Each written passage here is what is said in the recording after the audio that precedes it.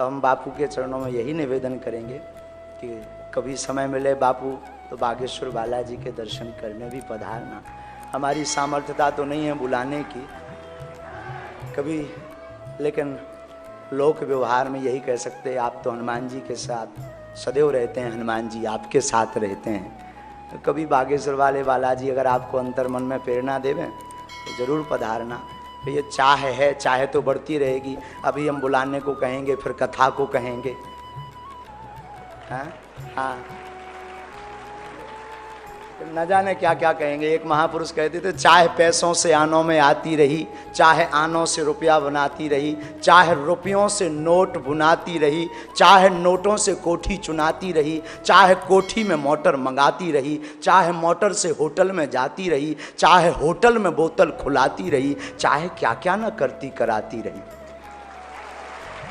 चाहे पाली जिन्होंने वो पीले हुए, चाहे छोड़ी जिन्होंने वो रसीले हुए, चाहे जी से लगी जी जरा हो गया, चाहे हरी से लगी जी हरा हो गया। अब एक ही चाहे हमको चाहिए, वो अगर चाहे तो फिर क्या चाहिए। हनुमान जी चाहे तो क्या चाहिए। तो हम तो यही कहेंगे जो हनुमान जी चाहें। और बापू के लिए हमारे पूज्य दादा गुरु का एक श्लोक है, अगर बापू की आज्ञा है तो सुनाऊं। बापू आप चाय के बड़े प्रेमी हो, हमारे दादा गुरु भी बड़े प्रेमी थे, मिलती जुलती है। 40 चाय के पहले उनका श्री गणेश नहीं होता था। 40 से कम हो तो वो सोचते थे कि आज हड़ताल है। उनसे बोला जाता था कि नहीं नहीं दूध नहीं है। तब उनसे कहते थे कि इतनी चाय क्यों पीते हो। जिनकी शरण में ये दास रहा, जिसके कारण ये दास आपके सामने खड़े होने लायक बना है, या जिनके कारण इस दास के मुख में वाणी की सामर्थ्यता है, वो दादा गुरु कहते थे, केटली गर्भ संभूतम शक्कर पत्ती मिश्रतम कप मध्य विराजते देवी ओम चाय चंडकाय नमो नमः। तो हमें खबर आई कि ऐसा हम गाड़ी में आ रहे तो पता नहीं कोई भीतर से कह रहा था कि बापू के पास जा रहे हो, ये श्लोक चढ़ा के आना अपनी तरफ से। हमने कहा अगर ना चढ़ाऊं तो, बोले आकर के फिर मार चमीटा लाल करूंगा।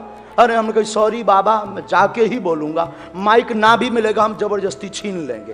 कहेंगे बापू बेट, केटली गर्भ संभूतम शक्कर पत्ती मिश्रतम कप मध्य विराजते देवी ओम चाय चंडकाय नमो नमः। इसका मतलब ये भी है कि बापू कभी मौका मिलेगा तो हम चाय पिएंगे आपकी शीत प्रसादी के रूप में। हम प्रणाम करते हैं, ज़्यादा बहुत समय ले लिया, क्षमा मांगते। जो भी वाणी से दास के द्वारा धृष्टता निश्चित है, मूर्ख आदमी है, पढ़े लिखे हैं नहीं, गांव के गवार हैं बापू, मूर्ख आदमी नालायक हैं, कौन पढ़े लिखे हैं। बहुत अब गुरु कृपा हो गई सो आपके सामने खड़े हो गए। चरणन में बारंबार प्रणाम कर रहे हैं, पूज्य महाराज जी के चरणन में बारंबार प्रणाम कर रहे हैं। आप सबको बागेश्वर धाम की, सन्यासी बाबा की, पूज्य बापू जी महाराज की, अपने अपने मताई बाप की। नमः पार्वती पते हर हर।